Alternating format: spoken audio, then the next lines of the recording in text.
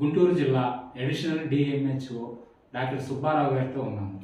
నమస్కారం sir. Corona సమయంలో జిల్లాలో మీరు ఎలాంటి చర్యలు చేపట్టారు? వాస్తవంగా దురదృష్టకరమైన విషయం ఏంటంటే ఇది ఒక పాండమిక్ లాగా వస్తుందని ఎవ్వరూ ఊహించరు. చైనాలో మొట్టమొదట 2019లో కేసులు రావటం, 2019లో కేసులు వచ్చాయి కాబట్టి కోవిడ్ అనేటటువంటి వైరస్ కాబట్టి COVID-19 అనే పేరుతోటి ఈ పాండమిక్ స్టార్ట్ అవ్వటం అనేది జరిగింది.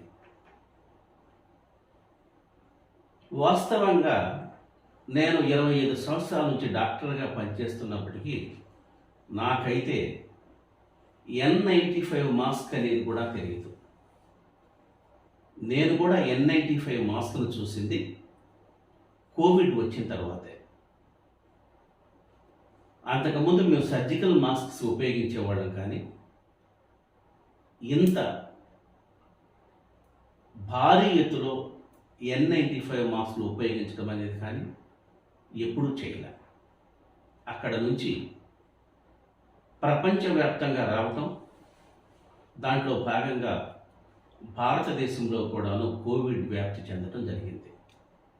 మేము అనుకున్నాం కోవిడ్ లాంటి రెస్పిరేటరీ ట్రాక్ ఇన్ఫెక్షన్స్ వచ్చినట్లయితే తప్పనిసరిగా మారణ హోమం జరుగుతుంది అనే నిర్ణయానికి వచ్చాం. ఎందుకంటే ఆ వైరస్ యొక్క పెథాలజీ కానీ, దానికి సంబంధించినటువంటి వ్యాక్సిన్ కానీ, ట్రీట్మెంట్ కానీ మన దగ్గర లేదు. లేనప్పుడు ఏ విధంగా ఎదుర్కోవాలి అనేది మాకు 2020 ఫిబ్రవరిన జరిగినటువంటి మీటింగ్లో కూడా మేము చాలా భయపడ్డాం.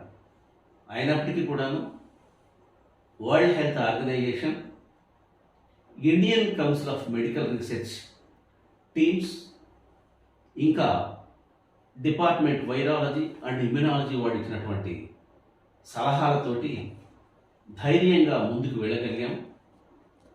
మొట్టమొదట కేసులు వచ్చినప్పుడు కంటైన్మెంట్ చేయగలిగాం. మేము కంటైన్మెంట్ గురించి తెలుసుకోవటానికి రాత్రి 10 నుంచి 12 గంటల వరకు కూడా మీటింగుల్లో పాల్గొనే సందర్భాలు ఉన్నాయి. కంటైన్మెంట్ అంటే ఒక కేసు ఒక ప్రాంతంలో వచ్చినప్పుడు దరిదాపుగా ఆ ప్రాంతానికి 1 కిలోమీటర్ సరౌండింగులో వ్యక్తుని లోపలికి వెళ్ళనివ్వటం కానీ, బయటికి రాకుండా చేస్తూ వాళ్ళకి కావలసినటువంటి ఆహార పదార్థాన్ని సప్లై చేస్తూ డాక్టర్లు, పోలీసులు నిఘాతోటి చాలా వరకు మనం కేసులు స్ప్రెడ్ కాకుండా చేయగలిగాం. వైద్య సౌకర్యాలలో భాగంగా ఫస్ట్ వేవ్, సెకండ్ వేవ్లలో ప్రభుత్వం నుంచి ఎలాంటి సహకారం అందింది? ఆంధ్రప్రదేశ్లో కానీ, భారతదేశంలో కానీ ఏ రాజకీయ పార్టీ అన్న ప్రమేయం లేకుండా అద్భుతంగా పనిచేశారు. రాజకీయ నాయకులు, ముఖ్యమంత్రులు, ప్రధానమంత్రులు, అలాగే వైద్య సిబ్బంది, పారామెడికల్ సిబ్బంది, front line workers, police, municipality వాళ్ళు, పంచాయతీరాజ్లో ఉన్నటువంటి వాళ్ళందరూ కూడాను అద్భుతంగా పనిచేశారు. వాళ్ళందరికీ కూడాను ప్రభుత్వం మంచి సహకారాన్ని అందించింది. ప్రభుత్వం చేసినటువంటి పనుల్లో రాజకీయంగా ఏదైనా మాట్లాడుకుంటే మాట్లాడుకోవచ్చేమో, కానీ మనకున్నటువంటి లిమిటెడ్ వనరుల్ని అద్భుతంగా ఉపయోగించుకునేటట్లు అన్ని ప్రభుత్వాలు కృషి చేశాయని మాత్రం నేను చెప్పగలను. ఇప్పుడు నెక్స్ట్ COVID-19 థర్డ్ వేవ్ రాబోతుందని హెచ్చరికలు వస్తున్నాయి కదా, మరి దీనికి ముందస్తు జాగ్రత్తలు ఏం తీసుకోబోతున్నారు? మనకి కోవిడ్ మేనేజ్మెంట్ అనేది కోవిడ్ వచ్చిన 6 నెలల కల్లా చక్కటి అవగాహన వచ్చింది. ఆక్సిజన్ ఉపయోగించటం, స్టీరాయిడ్స్ ఉపయోగించటం, కొన్ని రకాల యాంటీవైరల్ డ్రగ్స్ రెమ్డెసివిర్ లాంటివి ఉపయోగించడం, ఇంకా కొన్ని రకాలు యాంటీ మలేరియల్ డ్రగ్స్ లాంటివి కూడా వాటి మీద పనిచేస్తాయనే ఒక నమ్మకంతో స్టడీతోటి ముందుకొచ్చాం.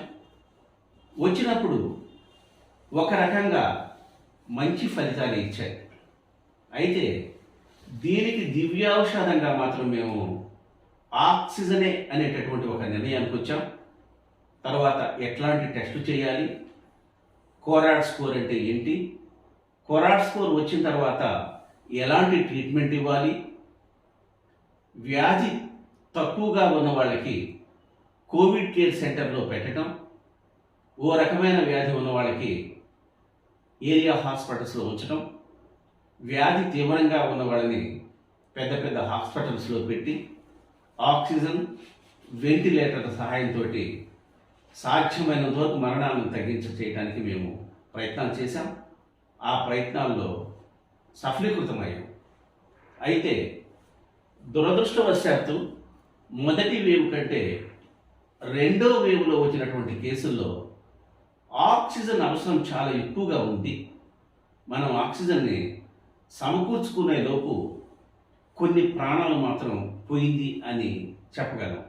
ఎందుకంటే డిమాండ్ సప్లై మధ్య ఉన్నటువంటి తేడాతోటి ఆక్సిజన్ మనకి ఎక్కువగా అవసరం ఉండటం మూలంగా ఆ స్థాయిలో ఆంధ్రప్రదేశ్లో కానీ భారతదేశంలో కూడా సప్లై లేకపోవటం మూలంగా ఎప్పుడు అంతటి మ్యానుఫ్యాక్చరింగ్ అవసరం లేకపోవటం మూలంగా మనం చాలా ఇబ్బందులు పడ్డాం. అయితే ఆ తర్వాత మనం ఆక్సిజన్ని చాలా ఎక్కువ స్థాయిలో ప్రొడక్ట్ చేయగలుగున్నాం. ఆక్సిజన్ కాన్సన్ట్రేటర్లు పెట్టుకోగలిగాం. రెండవ వేవ్ని కూడా సమర్థవంతంగా మనం ఎదుర్కొన్నాం. ఈ రెండు వేవుల్ని ఎదుర్కొన్నటువంటి నేపథ్యంలో అనుభవంలో మనకు ఒక విషయం అర్థమైంది. ముందుగానే హాస్పిటల్స్ అన్నింటినీ కూడాను మాట్లాడుకొని ప్రిపేర్నెస్లో భాగంగా రెడీ చేసి పెట్టుకోవటం, ఆక్సిజన్ కాన్సన్ట్రేటర్స్, ఆక్సిజన్ సిలిండర్స్ అన్నిటినీ సిద్ధంగా పెట్టుకోవటం. మన రాష్ట్రంలో పెడియాట్రిషియన్స్ ఎంతమంది ఉన్నారు, పెడియాట్రిక్స్ కేసెస్ ఎన్ని వచ్చే అవకాశం ఉంది, అలానే జనరల్ మెడిసిన్ వాళ్ళు ఎంతమంది ఉన్నారు, ఎనస్థీషియాలజిస్ట్ ఎంతమంది ఉన్నారు, వాళ్ళందరూ కూడాను ఏ ఏ హాస్పిటల్స్లో పనిచేస్తున్నారు, ఎంత బెడ్ కెపాసిటీ ఉంది అని ఒక ఇన్ఫర్మేషన్ ముందుగానే మేము సేకరించుకొని ఆ ఇన్ఫర్మేషన్ అంతా దగ్గర పెట్టుకున్నాము. కాబట్టి ఈరోజు మనకి వ్యాక్సినేషన్ కూడా ఉంది. వ్యాక్సినేషన్ ఆల్మోస్ట్ 50% కవర్ కావటం మూలంగా కేసులు వచ్చినప్పటికీ కూడాను వ్యాక్సినేషన్ చేసినటువంటి కేసుల్లో డెత్ రేట్ అనేది లేదు. వ్యాక్సినేషన్ చేయకపోయినా కానీ ఎంతో కొంత హెడ్ ఇమ్యూనిటీ ఉండటం మూలంగా అయితేనేమి, మనకి కరోనా ట్రీట్మెంట్ గురించి మంచి అవగాహన ఉండటం మూలంగా అయితేనేమి, తప్పనిసరిగా థర్డ్ వేవ్ని ఇన్ని రకాలుగా అంటే బహుముఖంగా బంధించి తప్పనిసరిగా మరణాలని తగ్గించేటటువంటి అవకాశం ఉందని నేను చెప్పగలుగుతున్నాను. వెనుకబడినటువంటి పల్నాడు ప్రాంతంలో వైద్య సౌకర్యాలు మెరుగుపరచడానికి ఎలాంటి చర్యలు చేపడుతున్నారు? వాస్తవంగా మన గురజాల డివిజన్లో గురజాల నియోజకవర్గం, మార్చల నియోజకవర్గం ఉన్నాయి. వీటిలో మొత్తం 15 ప్రాథమిక ఆరోగ్య కేంద్రాలు ఉన్నాయి. దురదృష్టవశాత్తు ఈ ప్రాంతాల్లో ఏరియా హాస్పిటల్ అనేది లేదు. ఏరియా హాస్పిటల్ అంటే నరసరావుపేట, సత్తెనపల్లి, తెనాలి లాంటి హాస్పిటల్ కనుక మార్చలలో కనుక ఒకటి ఉన్నట్లయితే సర్వీసెస్ బాగా మెరుగుపడేటటువంటి అవకాశాలు ఉన్నాయి. పిడుగురాడలో మెడికల్ కాలేజీ హాస్పిటల్ వస్తుంది. కొంతలో కొంత అప్ టు గురజాల ఇంకా మాట్లాడాలంటే మార్చల వాళ్ళకు కూడా వైద్య సహాయం అందేటటువంటి అవకాశం ఉంది. అయితే మార్చర్ల, గురజాల, నాగార్జున సాగర్లో ఉన్నటువంటి విజయపూరి సౌత్ హాస్పిటల్ని బాగా స్ట్రెంథన్ చేయటం మూలంగా మాత్రమే మనం ఇక్కడ కేసుల్ని అద్భుతమైనటువంటి ట్రీట్మెంట్ ఇవ్వగలం. దురదృష్టవశాత్తు మార్చర్లలో ఒక ఎమర్జెన్సీ కేసు వచ్చినట్లయితే అది గుంటూరు తీసుకొచ్చేసరికి దాదాపుగా 4-5 గంటలు పడుతుంది. ట్రాన్స్పోర్టేషన్ ప్రాబ్లం, అలానే కరెక్ట్ సమయానికి 108లు అందుబాటులో లేకపోవడం అనేది మనకి ప్రధానమైనటువంటి సమస్య ఉన్నమాట నిజమే. అయితే ఎప్పటికప్పుడు ప్రణాళికలు, బడ్జెట్లను కేటాయించి ప్రభుత్వాలు కూడాను సాధ్యమైనంత వరకు డెత్ రేట్ని, మార్టాలిటీని తగ్గించడం కోసం ప్రయత్నాలు చేస్తూ ఉంది. ఇంకా ఈ ఏరియాలో మాత్రం మంచి ఆల్ ఫ్యాకల్టీస్ ఉండేటట్లు, అంటే గైనకాలజీ, పెడియాట్రిక్స్, సర్జరీ విభాగాన్ని స్ట్రెంథన్ చేస్తూ జనరల్ మెడిసిన్ కేసులు, అంటే కనీసం జనరల్ మెడిసిన్లో మంచి ఒక యూనిట్స్ ఏర్పాటు చేసుకొని కార్డియక్ కేసెస్ కూడాను కనీసం ప్రైమరీ ట్రీట్మెంట్ ఇచ్చేటటువంటి దశకి తీసుకురావాల్సినటువంటి అవసరం ఉందని నేను అభిప్రాయపడుతున్నా. అంటే ఇప్పుడున్నటువంటి సిబ్బంది కంటే కూడా ఇంకా ఎక్కువ మందిని తీసుకోవటం మూలంగా మాత్రమే ఇది మనం చేయగలం, కానీ 1-2 ద్వారా ఇది అవ్వదు. కాబట్టి డాక్టర్ల సంఖ్యను పెంచడం, ఫెసిలిటీస్ సంఖ్యను పెంచడం, బెడ్ స్ట్రెంత్ను పెంచడం ద్వారా చేయగలం. ఎంతో కొంత ఒకప్పటి కంటే ఇప్పుడు మెరుగైన సర్వీసెస్ అందుతున్నాయి, ఫెసిలిటీస్ పెరిగాయి. ఇంకా పెరగవలసినటువంటి అవసరం ఉందని మాత్రం నేను భావిస్తున్నాను. సీజనల్ వ్యాధులు వస్తున్నాయి కదా, ప్రజలకు మీరు ఏం సూచనలు చేయబోతున్నారు వీటిపై జాగ్రత్తల కోసం? సీజనల్ వ్యాధులు దాదాపుగా దోమల వల్ల వస్తాయి. ఇప్పుడు ప్రధానమైనటువంటి వ్యాధులు వచ్చేసరికి మలేరియా, డెంగ్యూ.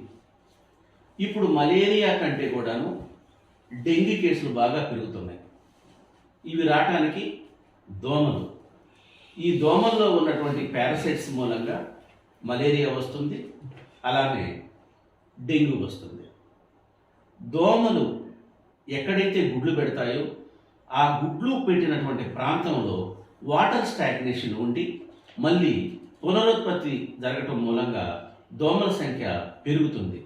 అంటే వాటర్ లాగింగ్ ఉండకుండా తప్పనిసరిగా మనం చర్యలు తీసుకోవాల్సినటువంటి అవసరం ఉంది. అట్లానే మురికి గుంటల్లో ఆయిల్ బాల్స్ వేయటం, అదేవిధంగా మనం ఎక్కడైతే ఫ్రైడే డ్రైడే అనే పేరుతోటి ఇళ్లలో ఉన్నటువంటి కుండల్లో నీళ్ళన్నిటిని కూడా పారబోసి మనం ఫ్రెష్గా వాటర్ పట్టుకొని వాటి మీద గుడ్డలు కానీ పెద్ద పెద్ద ప్లేట్స్ కానీ పెట్టడం చేసినట్లయితే సాధ్యమైనంత వరకు రావు. మన పరిసరాలను తప్పనిసరిగా పరిశుభ్రంగా ఉంచుకోవాలి. ఇది మదుగు అనేది ఉండకూడదు. ఇది కనుక చేసినట్లయితే దోమలు రావు. దోమలు రాకపోతే ఆటోమేటిక్గా మలేరియా, డెంగ్యూ వచ్చేటటువంటి అవకాశం లేదు. ఓకే సార్, ఇప్పటివరకు మీ యొక్క సమయాన్ని కేటాయించి మంచి విషయాలు చెప్పినందుకు ధన్యవాదాలు సార్. Thank you. మరిన్ని వీడియోల కోసం మా ఛానల్ పల్నాడు విశేషాలు సబ్స్క్రైబ్ చేసుకోండి.